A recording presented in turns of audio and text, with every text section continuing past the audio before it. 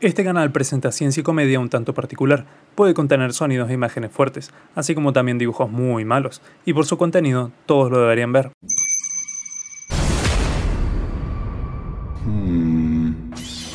Harina, agua y capaz que sal. Estos eran los ingredientes para crear la teja rompedientes perfecta, hasta que a alguien se le olvidó la masa por ahí y le entró el ingrediente clave: hongos, muchísimos hongos. Y así nació el enemigo número uno de la gente que tiene más de 30 años, el pan, que dedica su día a día a alegrar las comidas y combatir las fuerzas del mal. Los celíacos. ¿Nunca se preguntaron por qué crece el pan? ¿O por qué las cebollas y los ajos huelen tan particular? ¿O quizás por qué no nos comemos entre nosotros? Esto último es porque faltan voluntarios. El alimentarnos es sin lugar a duda la vivencia más importante que llevamos a cabo todo el día, todos los días, de ser posible, claro está. La vida prácticamente consta de nacer, crecer, reproducirse y morir. Para las primeras tres siempre es necesario contar con energía, que convenientemente esa energía llega a nosotros gracias a la ingesta de alimentos. Y la última, la muerte, se da cuando dejamos de comer, o nos cae un piano encima. La muerte llega de muchas maneras. Creo que para esta altura está claro lo importante que es tener una ingesta de nutrientes, una comida calentita o una panza llena. Y esto, al ser algo absolutamente que todos los humanos en el mundo necesitamos, ha dado lugar a cientos de miles de recetas y preparaciones gastronómicas. Podría decirse que hay tantos platos como personas quienes los hagan, porque cada uno tiene sus gustos y preferencias. Y es gracias a esto mismo que, con el tiempo, con anécdotas o con incluso estudios científicos, nos hemos encontrado ante cientos de datos, cantidades enormes de información y muchos mitos culinarios y nutritivos.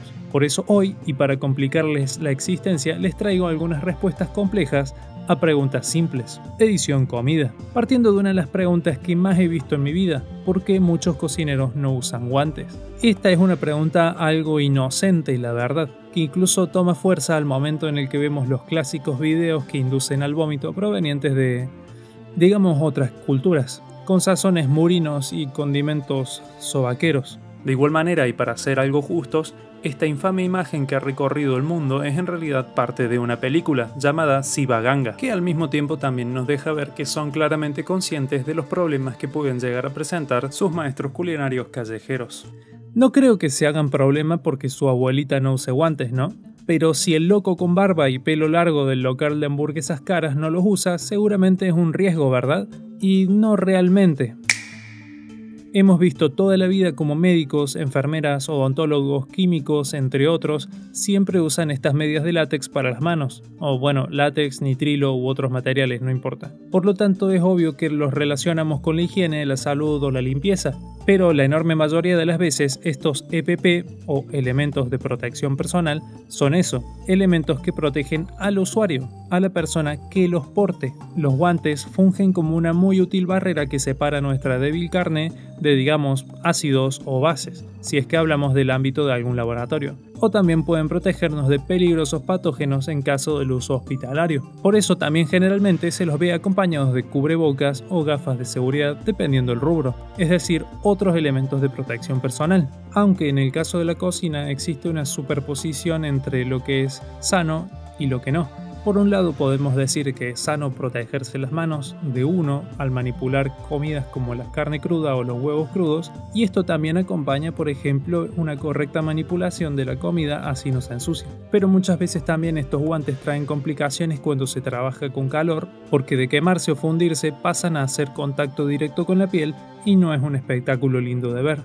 Y al mismo tiempo pueden ser atrapados y rotos en mecanismos que uno no está tan al pendiente. Y la realidad es que el guante es una superficie más, ya sea de látex, ya sea de nitrilo o ya sea de poliisopreno. Se pueden ensuciar perfectamente. Si la persona que se encarga de tu sanguchito de milanesa es un terrorista biológico que no se lava las manos después de ir al baño, tampoco se va a lavar los guantes si es que se rasca el culo. Y sí, obviamente, los guantes para usarse se deberían lavar con jabón, enjuagarse y tratarse como una segunda capa de piel todo el tiempo. Tanto así que el Boletín de Difusión de Buenas Prácticas de Manufactura del Programa de Calidad de Alimentos Argentinos implica que los guantes son la extensión de las manos y deben ser cuidados, lavados y reemplazados con frecuencia. Y bueno, respondiendo a la pregunta, ¿por qué muchos cocineros no usan guantes? Porque si son higiénicos no hacen falta para nada, mientras que si son unos cochinos tampoco van a hacer la diferencia. Aunque si se fijan o ustedes mismos trabajan en una fábrica de bebidas o de comidas, generalmente el respeto por la higiene es máximo y todo el personal que entra en contacto con la línea de producción debería estar cubierto de pies a cabeza con elementos que protejan al alimento de la gente. Y sin duda, un par de guantes son de mucha ayuda con la siguiente pregunta: ¿por qué los olores como la cebolla y el ajo son tan particulares? Para empezar, Allium. Allium es el género de plantas que engloban al ajo, cebollas, puerros, chalotas y otras más de 1000 especies vegetales. A través de todo el género se mantiene una particularidad, que es su olor y a veces sabor. Y esto se debe a que este género de plantas posee una gran cantidad de compuestos que presentan azufre en su composición. Estos compuestos generalmente no existen como tal dentro de los tejidos de la planta, sino es que son originalmente otras sustancias, pero al momento de cortar e interferir con las estructuras naturalmente separadas de estos ogros en miniatura, es que una serie de enzimas catalizan la síntesis de los compuestos azufrados que reconocemos con nuestras narices y ojos, porque sí, son estos mismos quienes también hacen contacto con los ojos y nos hacen llorar. Amigo, no puede ser que no pueda pelar una sola cebolla en paz. Pero bueno, por esto mismo es que mientras menos se corten y manipulen cebollas y ajos, por ejemplo, menos pungente y notorio será su efecto. Hagan la prueba, trituren una cebolla con una licuadora o con cualquier cosa de esas que tengan por casa y compárenla con una cebolla finamente picada a mano o con cuchillo. Podrán comprobar por su olor y sabor que la que está completamente hecha puré es mucho más horrible que la otra. Y esto es porque si bien al cortarla con cuchillo ya rompemos unas cuantas de sus células y sus compuestos se derraman y las enzimas sintetizan compuestos volátiles, esto pasa a ser muchísimo peor cuando directamente desgarramos todas sus células, como puede ser triturándola o licuándola. No, mejor lo hago yo. ¿Saben qué? Lo hago yo. Déjenme que les demuestre.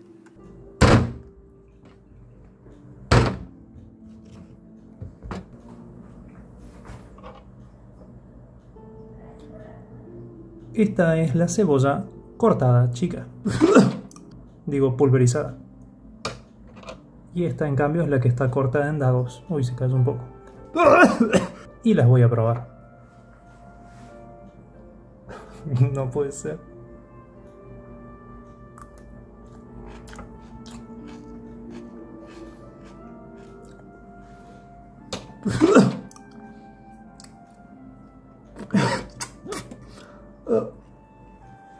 Bueno, no estuvo tan mal, para ser sincero. Esta debería saber peor.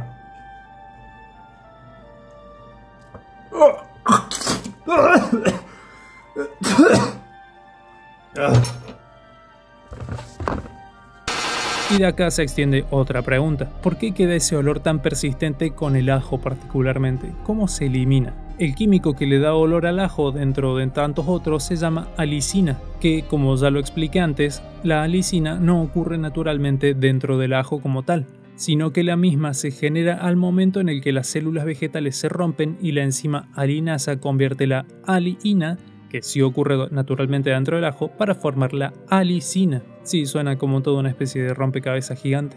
La alicina es particularmente notoria por su olor distintivo, y a su vez su estado de agregación es un líquido oleoso de grandes propiedades antioxidantes y eliminadoras de radicales libres, lo cual significa que también a su vez la alicina tiende a reaccionar mucho con absolutamente cualquier cosa, y encima además es sensible a las temperaturas elevadas. Por esto mismo es que el ajo es tan fragante mientras se cocina y luego de su cocción posee un sabor mucho más suave que el ajo crudo. Esta tendencia a la autodestrucción también termina por descomponerla en diferentes compuestos también azufrados. Y sí, también apestan mucho. Y estas sustancias producidas particularmente por el ajo a la hora de cortarlo y manipularlo suelen entremezclarse o diluirse con los aceites naturales de la piel, haciendo que incluso lavándose con jabón los mismos se adhieran fuertemente y no se desprendan mucho. ¿Y cómo se saca todo esto? Podría decirse que es fácil, debido a que sucede algo parecido a lo que le dio el origen a la alicina. La alicina necesita enzimas que catalicen su producción, como lo es la alinasa, mientras que los metales también son muy buenos catalizando reacciones, lo que lleva comúnmente a que se utilicen superficies que contengan acero inoxidable o incluso en actos más temerarios Algunas personas utilizan los mismos cuchillos con los cuales se corta el ajo para pasar las manos y así incentivar la destrucción de los compuestos que se habían formado y fundido con nuestra piel. Por si no lo terminaron de entender, es esto mismo que le da a las monedas su olor. Es decir, en realidad las monedas no tienen olor, el metal no huele para nada, sino que cuando uno toca y manipula constantemente algo, deja imbuido esto mismo de sus propios aceites esenciales, cosa que al tocar el metal, el mismo actúa como catalizador, y así los aceites corporales que poseen las monedas luego de ser manipuladas por tanto tiempo, terminan por degenerarse en otros compuestos, y, por si se lo preguntan, terminan convirtiéndose en 1-octen-3-ona, una cetona que es característica de la degradación de estos aceites,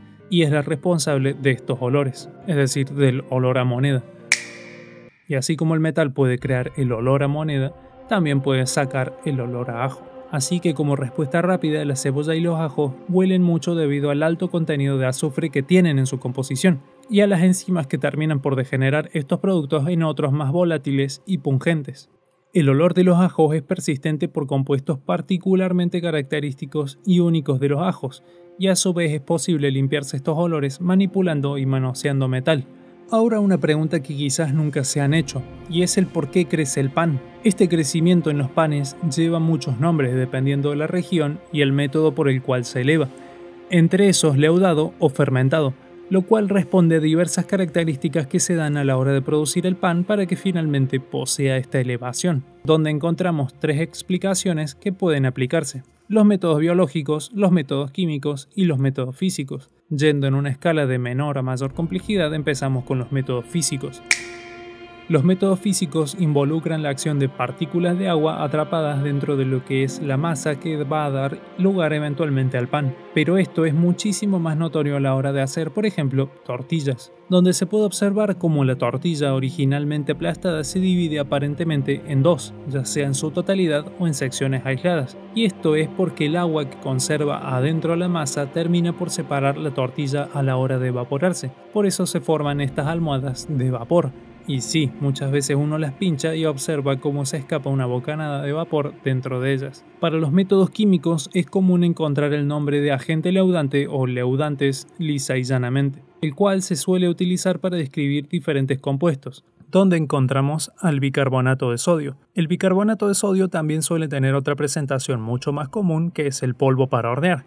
De igual manera, la función de ambos es entremezclarse en las masas de manera uniforme. La diferencia que tienen es que el bicarbonato de sodio solo es mucho más potente que el polvo para hornear, porque el polvo para hornear está, por así decirlo, diluido junto con agentes estabilizantes como el almidón y a su vez también está en contacto con polvos ácidos. Esto es debido a que el bicarbonato de sodio es bastante reactivo, ya sea por calor o sea por contactos con ácidos. El bicarbonato de sodio solo, en presencia de calor, se termina degradando en carbonato de sodio, agua y dióxido de carbono, siendo estos últimos dos quienes se ocupan de leudar la masa, mientras que el polvo para hornear también puede pasar por este proceso, pero generalmente es el bicarbonato de sodio quien termina reaccionando con los ácidos para así formar alguna sal de ácido y también entregar agua y dióxido de carbono. ¿Y cuál es la diferencia real entre el bicarbonato de sodio y el polvo para hornear? Y bueno, eso se traduce más bien en cosas relacionadas al gusto, aunque hay veces que pueden reaccionar de maneras distintas dependiendo qué contenga la propia masa. Mientras que el método más complejo es el leudado por factores biológicos. Este es generalmente el más complicado de realizar bien, pero a su vez también es el más distintivo, ya sea por su perfil de sabor o por la forma graciosa de sus burbujas. Acá se utilizan seres vivos, que son levaduras. Son un tipo de hongo y las mismas se alimentan de los carbohidratos presentes en las harinas, así como también se aprovechan del agua presente en las mezclas, dando un ambiente propicio para crecer, culear y multiplicarse. Pero, como básicamente todo lo vivo, las levaduras necesitan despojarse de sus desechos, y quédense tranquilos, no es caca, sino es que son diferentes moléculas simples, pero sobre todo etanol y dióxido de carbono. Sí, el pan también puede ser alcohólico, aunque muchas veces este alcohol se evapora por completo, y es el gas del dióxido de carbono el que se ve atrapado en la masa, elevando así su tamaño exponencialmente. Es por esto mismo que podemos ver masas tan extremas y extrañas, que parecen desbordar de lo que en su momento fue un pequeño pedacito de masa. Pero ojo, no hay que confundirse tampoco, porque ese pequeño pedacito de algo sigue teniendo el mismo peso, o incluso menos, debido a que ya las levaduras se han comido parte de ese material y lo han expulsado en manera de gas. Lo que hace que finalmente esto parezca más grande es la propia retención de este gas dentro de la masa, no dejándolo escapar. De todas maneras, esta historia tiene otro protagonista más, el gluten. Gluten es el nombre del conjunto de proteínas que normalmente se encuentran mayoritariamente en el trigo, y es quien otorga esa elasticidad tan particular, dado que al trabajar y continuamente manipular las masas, se forman redes tridimensionales que aportan a la estructura que conocemos como una masa de trigo común. Por el contrario, si ven masas de por ejemplo maíz o arroz, van a ver que las mismas no tienen ni por cerca la estructura que tiene la masa de trigo, no tienen esa elasticidad clásica que hace pensar que en cualquier momento cobra vida. Por supuesto, el gluten también está presente en menor cantidad en otras cosas como la cebada, el centeno y la avena, por lo que sí, como se lo estarán imaginando, el gluten es el enemigo número uno de los celíacos, pero no viene al caso, al menos no el día de hoy. Lo que es importante es el hecho de que es el gluten el cual le permite a las masas poder crecer en la manera en la que lo hacen, dado que dependiendo de la manera de cocción y el tipo de leudado, es difícil replicar la elasticidad que puede llegar a tener el trigo. Pero quizás también se pregunten qué pasa con las tortillas de maíz. Esas se inflan y no tienen gluten, ni mucho menos polvo para hornear. Eso es porque, de nuevo, es un método físico, el agua se evapora, pero además, al cocerse, las masas en general pasan a formar una unidad cohesiva gigante, significando que no va a dejar pasar nada de ese vapor incluso sin la presencia del gluten. Y bueno, acá se terminan las preguntas, pero paso a recordarles que hay escenas post créditos como en todos los videos. Quédense después de los agradecimientos para ver qué tal. Así que ya saben, pan le da al que no Dios con dientes o algo así, no sé.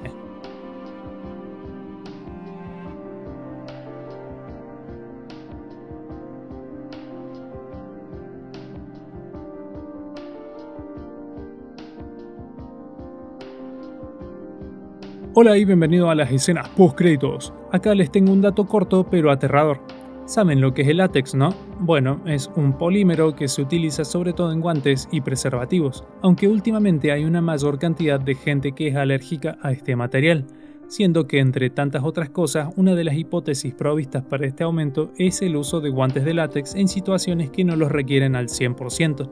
Como por ejemplo manipular comidas, dado que generalmente y para ahorrar costos, así como también por desconocimiento de las leyes de higiene básicas, los guantes son reutilizados y reutilizados y reutilizados y reutilizados, los cuales terminan por dañar a los guantes en un nivel molecular, liberando pequeñas moléculas de látex, exponiendo a la gente a un posible alérgeno nuevo que antes no existía, lo cual puede estar seriamente relacionado con esta nueva alza en las alergias. Chau.